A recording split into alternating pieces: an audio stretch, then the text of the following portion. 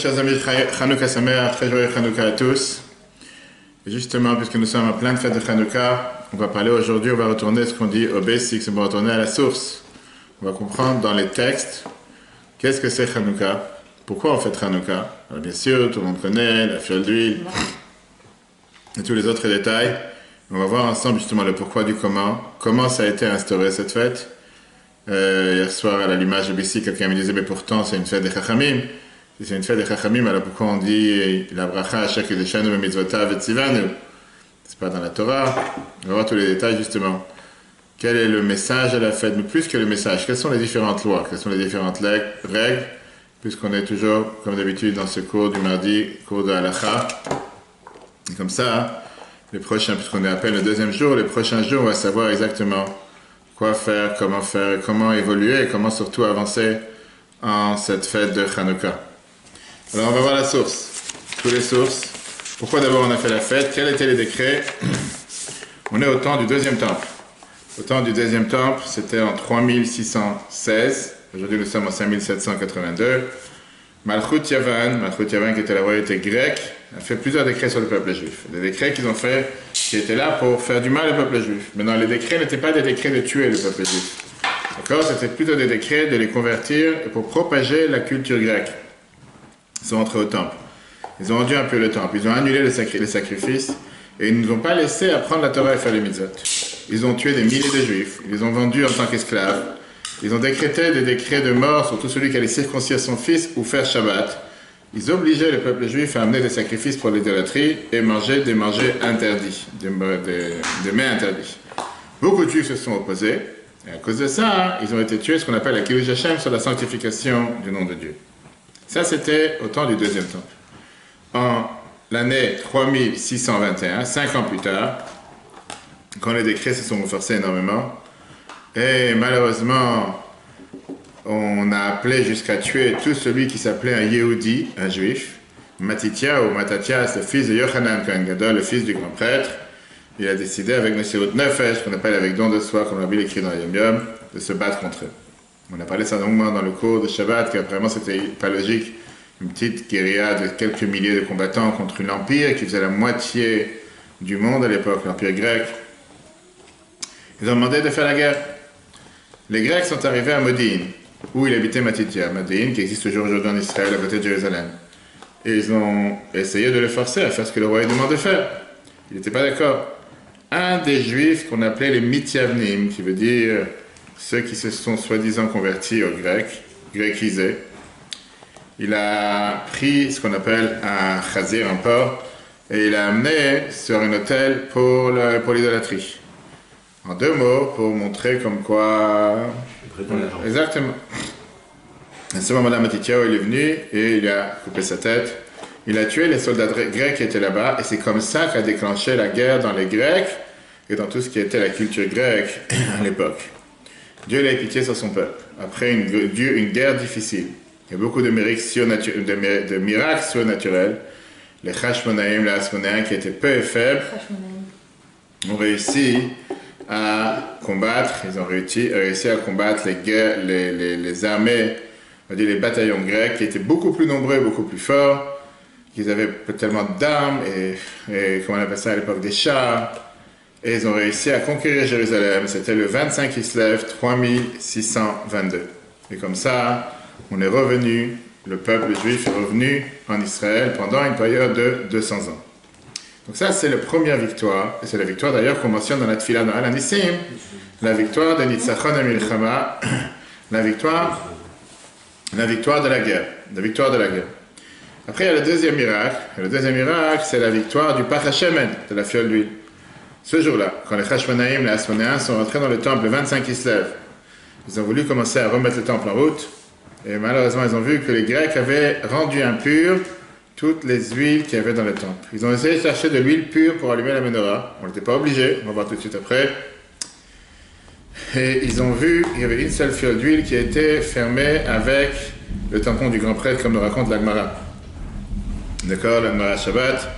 C'est là-bas qu'on voit tous les détails de Chanukah. Ils avaient de l'huile un peu. Tout de suite. Mais non. La question, elle est comment est-ce possible qu'on a trouvé cette fiole et pas le reste? Et est-ce qu'on avait de l'huile? Bien sûr qu'il y avait de l'huile, sans problème, on va tout de suite voir. Il n'y avait même pas besoin, on avait la possibilité d'allumer avec de l'huile impure, il n'y a aucun problème. On aurait pu très bien allumer avec de l'huile impure sans problème. D'accord? Ils n'ont pas allumé pendant plusieurs mois, plusieurs années. Oui, exact, d'accord. On va rentrer dans les détails. Donc, ils ont trouvé cette fiole d'huile. Il y a plusieurs questions qui sont demandées. Comment ils n'ont pas trouvé, où a été cette fiole, où elle était cachée, pourquoi les Grecs ne l'ont pas trouvée, etc. Le Ran, il te dit qu'il y a le Ran, Tosfot, plusieurs réponses qu'ils n'ont pas trouvé, ils l'ont trouvé, je pense, parce qu'on va beaucoup de détails après. En tout cas, cette fiole, elle contenait à l'intérieur seulement assez pour allumer un jour, et le miracle s'est passé qu'elle devait allumer 7 jours. Maintenant, on rentre ici dans la question que tous les centaines de commentateurs de tout ce que tu veux parlent. Le miracle a duré 5 jours ou 7 jours. Si tu me dis que tu as une fiole d'huile qui dure pour un jour, donc il n'y a pas eu un miracle pour 8 jours, il y a eu un miracle pour 7 jours. puisque tu avais de l'huile pour un jour. Là, on rentre dans les détails, c'est pour ça que j'ai dit, je voulais qu'on apprenne tous ces détails ensemble. Le Ran, il te dit qu'on avait de l'huile pure à distance de 4 jours. Rabbi Nissim, d'accord? Maintenant, tu as besoin de 8 jours pour aller chercher 4 jours aller, 4 jours retour. 4 jours retour. Le Bach vient et te dit, pourquoi on n'a pas fait de l'huile sur place, à côté du temple? C'est parce qu'il n'y avait pas de professionnels pour savoir comment fabriquer cette huile sur place. Le Beth Yosef te dit, pourquoi ils n'ont pas fait de l'huile? Parce que tout le peuple juif était impur avec Tmem et Tim. Ils ont touché des cadavres. On a besoin d'être pur pour pouvoir fabriquer de l'huile pure. C'est pas qu'il n'y a pas d'huile, mais il fallait maintenant 7 jours pour pouvoir devenir pur, comme c'est écrit dans la Torah, et 1 jour pour écraser les olives et pour faire de l'huile. Il y en a qui te disent, comme on était 7 jours en train de construire le temple qui a été détruit par les Grecs, c'est la raison pour laquelle d'ailleurs Hanouka est aussi appelé Hanouka, le jour de l'inauguration du temple, qu'on a inauguré le temple à nouveau, après toute la destruction qui a été faite. Pourquoi on avait besoin d'avoir de l'huile pure? Comme je dis tout à l'heure, on n'a pas besoin, le Bach te demande. La mitzvah de la 4 ner menorah d'allumer le candélabre dans le temple, d'ochet atouma, ça repousse l'impureté. Je peux très bien utiliser de l'huile impure pour allumer la menorah dans le temple. Et comme ça, Rambam Maïmonide te dit ça dans les lois des Kelim ou Moussafim qu'on a vu ça il y a quelques jours justement. Il te répond au nom de Rabbi Eliezer de Metz, qui te dit que c'est vrai qu'on aurait pu allumer avec de l'huile impure, mais pas pour faire l'huile, puisque l'huile en soi, c'est quelque chose qui est, on va dire, une préparation pour l'allumage. Ça, on a besoin d'être pur, même si tu aurais pu allumer avec de l'huile impure, etc. Le Pnei Yosef, il te dit, il y a une règle dans l'Admarav Sachim qui te dit que quand toute la communauté est impure, Touma Utra Betsivo, quand toute la communauté est impure, ben, ça saute les lois de pureté et impureté, et on peut allumer avec de l'huile impure. Il te dit qu'ici, l'essentiel du miracle avec les bougies, c'était pour montrer l'amour que Dieu avait au peuple juif. Le miracle de la guerre, c'était pour qu'on puisse faire Torah et Mitzvot. Les bougies, c'était pour montrer que Dieu est présent parmi nous. Et Dieu, il a fait un miracle particulier pour montrer que même si on aurait pu éventuellement allumer avec de l'huile impure, néanmoins Dieu il a voulu nous montrer que non, si on est prêt à se battre, il va nous montrer qu'on peut avoir de l'huile pure. Et en 2 mots, puisque le peuple juif a fait Messirut Nefesh pour les mitzvot, qu'on a voulu tout faire pour allumer avec de l'huile pure, malgré qu'on aurait pu allumer avec de l'huile impure que Bedi'evet, on sait très bien qu'à posteriori c'est valable quand on n'est pas pur, Dieu il a fait un miracle, l'ifnim mishurat adin, de se comporter mieux que la règle de l'art. C'est la raison pour laquelle on a l'habitude, pendant Hanouka, tout le peuple juif de faire les mitzvot, me'adrin, mina me'adrin. On fait tous les mitzvot avec... Il faut que je change, moi j'en occupe après. Après le cours je m'en occupe. C'est pour ça que, c'est 2 minutes à côté à le faire. C'est pour ça que le peuple juif s'en occupait puisqu'on fait la fête Me'adrin, mina me'adrin, qui veut dire de faire la fête avec embellie, alors qu'on n'a pas besoin de le faire. Le Bach, il vient de demander la question suivante. Comment les Kohanim, ils ont pu allumer les bougies alors qu'ils étaient impurs avec les combats de guerre des morts pendant la guerre? Et donc, automatiquement, quand ils ont touché l'huile, ils l'ont rendu impur. Donc, qu'est-ce que tu as gagné? L'huile n'est pas restée pure, ils ont bien touché cette huile pour pouvoir l'allumer, etc. Et tu avais une réponse du Ram qui te dit que comme ils ont allumé avec des ustensiles en bois qui ne deviennent pas impurs quand tu les touches, la menorah est aussi en bois, et donc automatiquement, elle n'est pas devenue impure. Et à la fin, il conclut qu'il y avait bien quelques Kohanim qui ne se sont pas rendus impurs. Pas tous les Kohanim étaient mélangés à la guerre, et c'est eux qui sont allumés. Seulement, ces Kohanim-là ne pouvaient pas faire de l'huile. On avait besoin de 8 jours pour faire de l'huile, et donc c'est la raison pour laquelle on a eu besoin d'avoir, comme on a dit tout à l'heure, de l'huile pure. On n'a pas fini. Est-ce que la réponse à la question, est-ce que c'est ces 7 jours ou 8 jours le miracle? D'abord, à cause de tout ce qu'on vient de dire, à cause de ces 2 grandes raisons, c'est la raison pour laquelle les Chachamim à l'époque, c'est une des fêtes que les Chachamim ont instaurées, Hanouka et Purim, qui ont dit que comme Hachem va venir, ils ne vont pas être annulés, qu'ils ont instauré que c'est 8 jours, à partir du 25 Kislev, ça sera d'abord des jours de Halel, Simcha, Veoda, de louanges, remerciements et joie. pour Alanissim, pour les miracles qui ont été faits à l'époque. C'est pour ça que c'est des jours qu'on n'a pas le droit de jeûner, qu'on n'a pas le droit de faire des éloges dans un enterrement, on ne dit pas Tachanoun, et c'est pour ça, bonjour, et c'est pour ça qu'ils ont demandé d'allumer les bougies pour pouvoir se rappeler et propager le miracle. Alors maintenant, la fameuse question que tout le monde débat, ça s'appelle la question du Beth Yosef. Pardon, pourquoi la question du Beth Yosef dans les Siman 670? Comment ça se fait qu'on a fixé la fête 8 jours. Alors qu'on avait déjà de l'huile assez suffisant pour allumer pour un jour, donc le miracle était seulement 7 jours. Viens les Rishonim, le Hazaroua, le Tosfot, le Rosh, le Eshkol, le Meiri, tout le monde te pose la question. Mais le Beth Yosef, c'est appelé la question du Beth Yosef, c'est un des premiers questions. Et il te répond plusieurs réponses. D'abord, il te dit qu'on a divisé l'huile en 8 parties. Puisqu'on ne savait pas qu'est-ce qu'on allait avoir, est-ce qu'on allait avoir de l'huile ou pas. On l'a divisé en 8 quantités. Et c'est ce qui a fait que chaque jour on a un miracle, cette petite quantité qui aurait dû être suffisante pour un jour, qu'on a divisé par 8, qui a brûlé toute la journée, donc ça c'est déjà un miracle. Deuxièmement, deuxième manière de pouvoir répondre au miracle, c'était que la fiole d'huile est toujours restée entière. Elle n'a jamais descendu jusqu'au dernier jour. Ça c'est une réponse qui amène aussi le Meiri. À ce moment-là, on demande la question, comment s'appuyer sur le miracle le premier jour? Tu peux savoir que c'est une chose pareille. Elle ne s'est pas consumée le premier jour. Oui, alors à ce moment-là, tu n'as rien fait en 2 mots. Troisièmement, certains te disent que l'huile ne s'est jamais vidée dans la menorah. Alors le prix Khadash, il vient te dire si c'est comme ça, il n'y avait pas de miracle le 8e jour. Si c'est tout le temps plein, bref.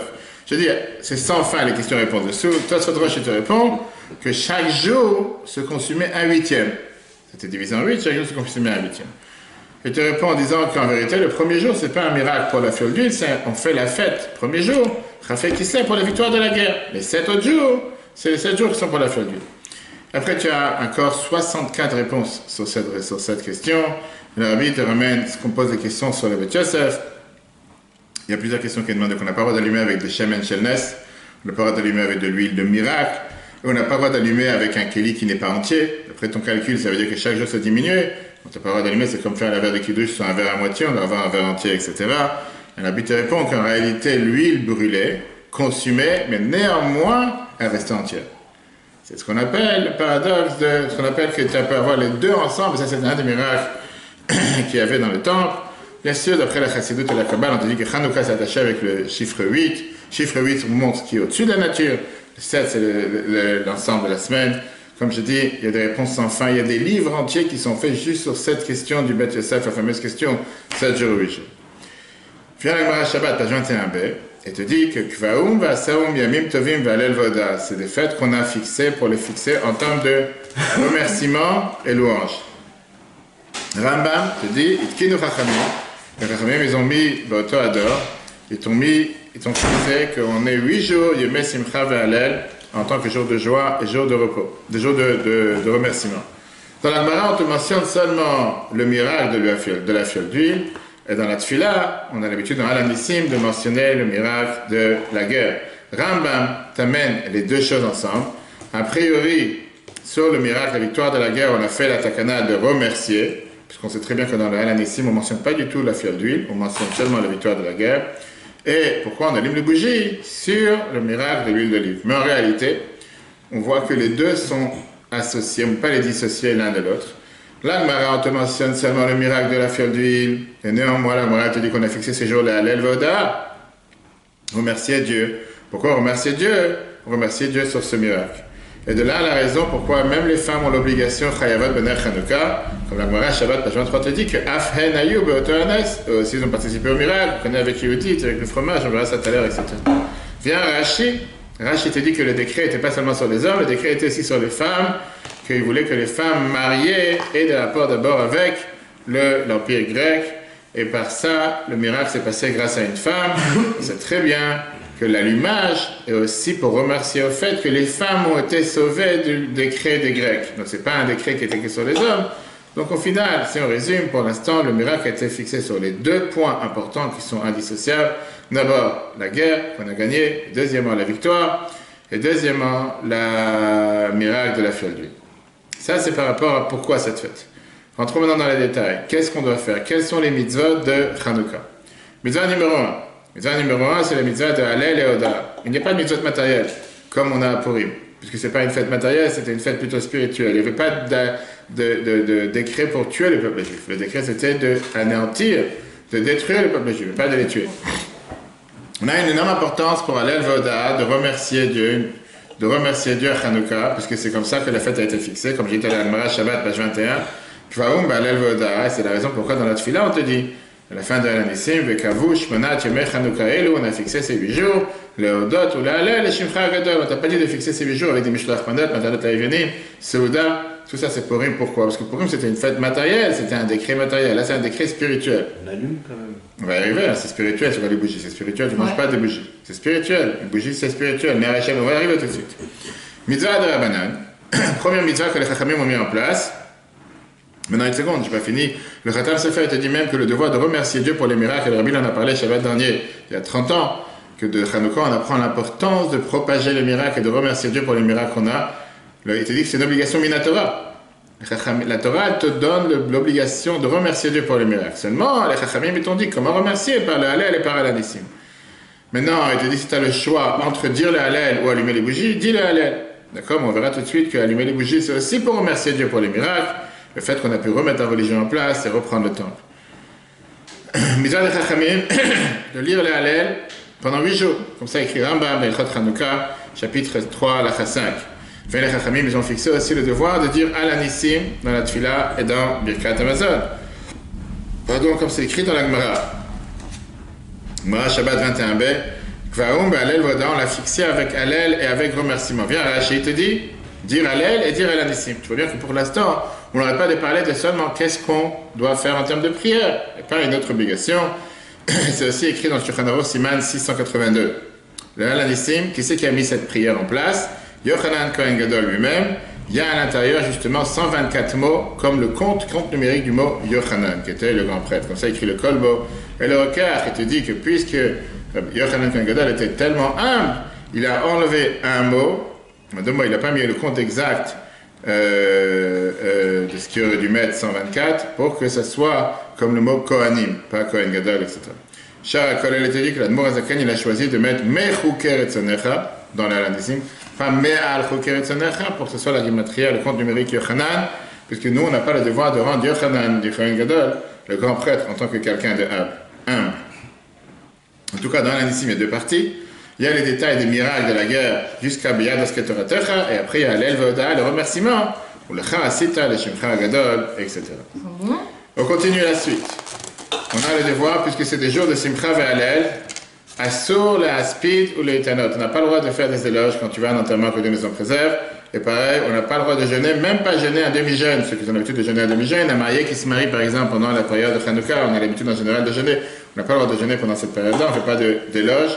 On jeûne pendant un mariage? Je comprends pas. Le jour du mariage, on jeûne en général, bien sûr. La mariée, elle doit jeûner? Le marié et la mariée, c'est ce qu'on jeûne jusqu'à la choupa en jeûne, dans la communauté ashkénaze, exactement. C'est très répandu. Aujourd'hui, c'est répandu dans beaucoup de communautés séfarades aussi, qu'on a l'habitude. On te dit que le jour. Il faut te remarier encore une fois. On te dit que jusqu'à. Avec plaisir. On te dit comme ça, que jusqu'à la choupa, c'est considéré comme Kippour, et à partir de la choupa, c'est considéré Simchat Torah. Parce que c'est les jours dans lesquels on pardonne toutes tes fautes que tu as fait toute ta vie.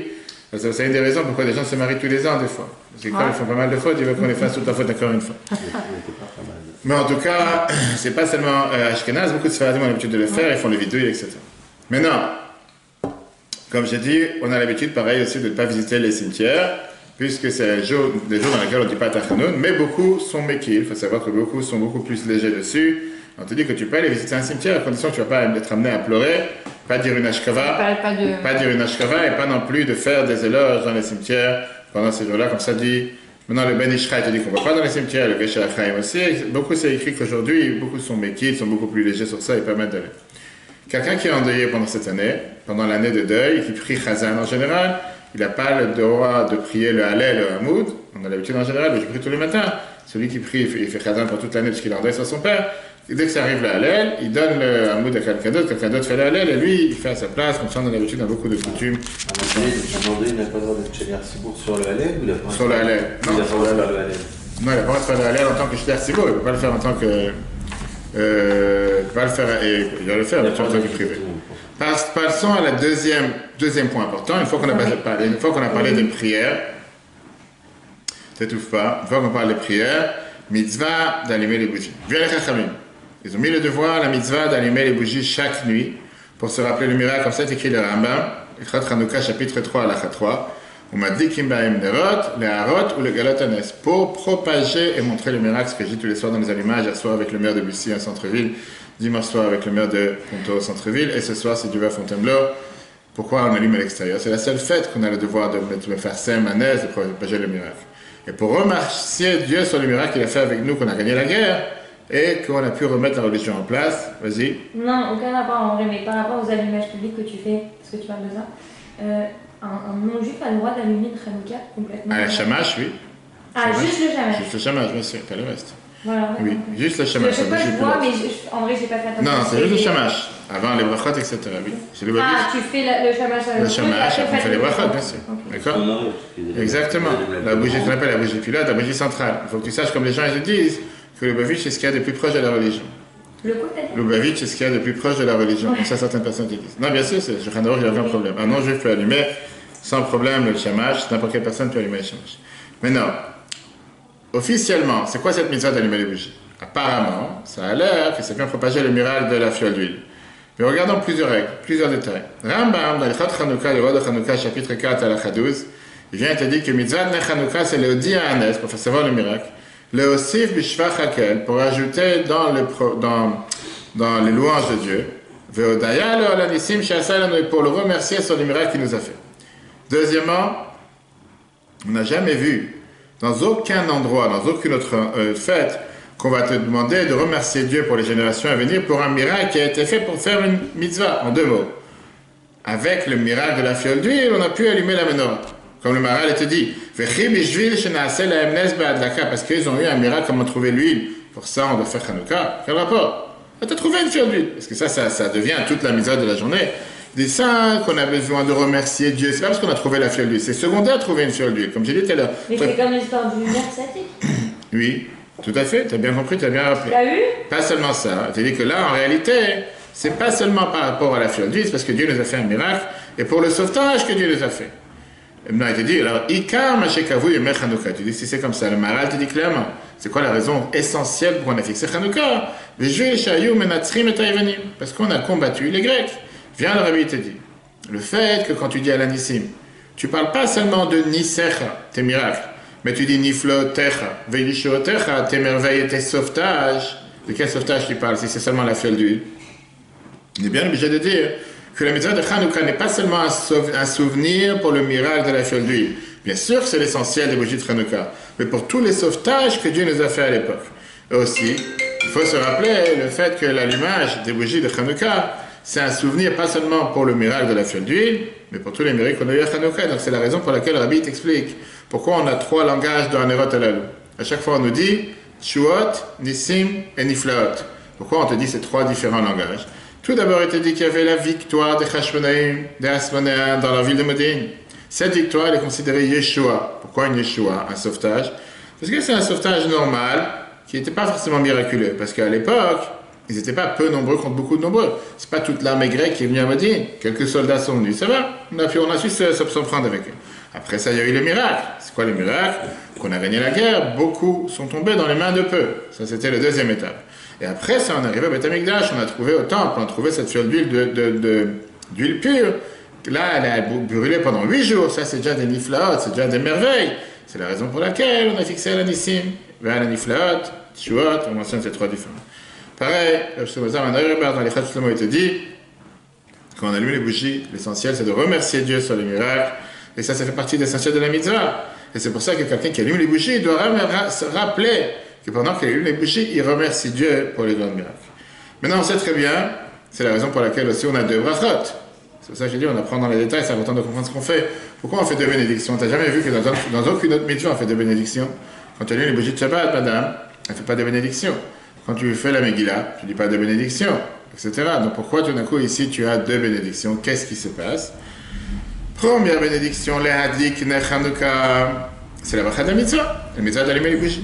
Sha'asa Nissim, c'est la mitzvah de remercier, comme on écrit dans Shulchan Aruch, Siman 677, halakha 3, que si tu n'allumes pas les bougies et qu'on n'allume pas chez toi dans la maison, tu dois faire la bracha Sha'asa Nissim quand tu vois les bougies, sans faire la hadik. Tu n'as pas eu la mitzvah d'allumer, mais Sha'asa Nissim tu dois faire. Dans l'Ichot Shlomo, il te dit que la bracha Shassan Nissim, elle n'est pas sur les bougies. La bracha Shassan Nissim, elle est sur la victoire de la guerre. Alors, il te demande de la Gemara que c'est écrit de faire la bracha Shassan Nissim, la Gemara Shabbat 23, parce que chaque jour il y avait un miracle. Alors qu'on a dit tout à l'heure que la guerre s'est terminée le 25 qui se lève. Et Rashi te dit que puisque pendant les 8 jours on a allumé de la fiole d'huile, donc ça veut dire que la bracha elle est sur ce miracle. Et il te répond que par ça que tu médites sur le miracle, automatiquement on se réveille on se rappelle sur la victoire des Grecs. Et comme ça c'est écrit dans le Mishnah Berurah, etc. Donc c'est sûr que la bracha elle est aussi bien sûr sur l'allumage des bougies, mais en tout cas c'est pour montrer que ces deux brachot sont sur les deux détails. On doit faire attention à faire cette mitzvah comme il faut. Le Shulchan Aruch Siman 671 te dit Tzarich leizaher meod. On doit faire énormément attention à l'image de bougie de Hanouka. Rambam, dans le Chot Hanouka, chapitre 3 à la 12, il te dit Mitzvah Ner Hanouka, c'est une mitzvah chaviva meod, une mitzvah qui est très très importante. À tel point que si quelqu'un n'a pas quoi manger, il doit vendre ses habits pour acheter de l'huile et des bougies pour allumer les bougies de Hanouka. Ça c'est écrit dans la halacha. C'est beaucoup plus important que tout le reste. Et pareil, par rapport à tous les autres détails de la mitzvah, la Gemara Shabbat, elle te dit la fameuse phrase qu'on répète dans tous les discours pendant Hanouka, Shabbat 23, Aragil Bener, celui qui fait attention aux bougies de Hanouka, Avian Lebanim Tamidei Chachamim, il aura des enfants Tamidei Chachamim, des pieux et des érudits. C'est pour ça qu'il fait attention à la manière comment elle allume les bougies. Regardons les détails. Rabbi Yitzhak Saginer, le fils du Ravad, il t'explique la Gemara, qu'est-ce que ça veut dire Aragil Bener, celui qui fait attention aux bougies de Hanouka. C'est ça que les Chachamim ont dit dans la Gemara. Celui qui fait attention au bougie de Hanouka, il aura des enfants, des garçons qui seront Tamidei Chachamim. Il dit écoute-moi une chose, beaucoup de gens, combien de juifs annulent le bougie de Hanouka? Et pas tout le monde a la chance d'avoir des enfants Tamidei Chachamim. Ça veut dire quoi alors? Ça veut dire quoi? Qu'il y en a qui ratent le coup quelque part. Je te dis parce qu'on parle de quoi Zahir. Qu'est-ce que ça veut dire faire attention? C'est de faire attention de la manière comment il allume, avec tous les détails, que grâce à ça, il va avoir telle et telle mitzvah. Mais quelqu'un qui ne fait pas attention, en deux mots, il allume, ben là, on fait encore une mitzvah, pourquoi pas? Non, faire attention à ce que tu fais. Le Rabbi t'explique en 1991 qu'est-ce qui se cache derrière l'allumage des bougies. L'essentiel du décret des Grecs, c'était la Hashkecham Toratechem, de leur faire oublier la Torah. Le sauvetage de Hanouka, ça a fait qu'on s'est. En deux mots, c'était pas de ne pas faire la Torah. Faire la Torah, fais ce que tu as envie. Mais ce qui dérangeait, c'était pas faire la Torah. Ce qui dérangeait, c'était ne pas faire ce que Dieu te demande. Que ce soit la Torah de Dieu, ça c'est ce qui dérangeait. Et donc, par ça qu'on allume le bougie de Hanouka, on se rappelle du fait on se reconnaît encore une fois à nouveau, on se rattache à Dieu. Et ça, c'est la raison pour laquelle celui qui fait attention aux bougies, automatiquement, il est garanti d'avoir des enfants Tamidei Chachamim. Qu'est-ce qu'on a la coutume de faire pendant Hanouka? On dit que le jour de Hanouka, c'était fixé d'abord pour les jours de remerciement, et pas pour des jours de Mishté Vesimcha, de manger et festin, comme les jours de Purim. Néanmoins, on sait très bien que dans le Shulchan, il y a un débat dans le Shulchan Aruch. Certains avis te disent qu'il n'y a pas une mitzvah particulière. Le Ramo, Moshe Yisrael, pour les Ashkenazes, il te dit qu'il y a une mitzvah, et il te dit qu'on a l'habitude de faire quelque chose de remarquable pendant les repas, c'est-à-dire des louanges, et comme ça, c'est considéré une Seudat mitzvah. Différent de Purim, où on a fixé de faire un mishté, un repas, Hanouka, il n'y a pas une obligation particulière de faire des repas particuliers, mais comme on a dit tout à l'heure, on n'a pas le droit de jeûner. Le Ramo, il te dit que puisqu'il y a une mitzvah de faire plusieurs repas pendant Hanouka, parce que c'était aussi le jour de Hanouka Tamizbeach, on a inauguré le temple, l'autel dans le temple.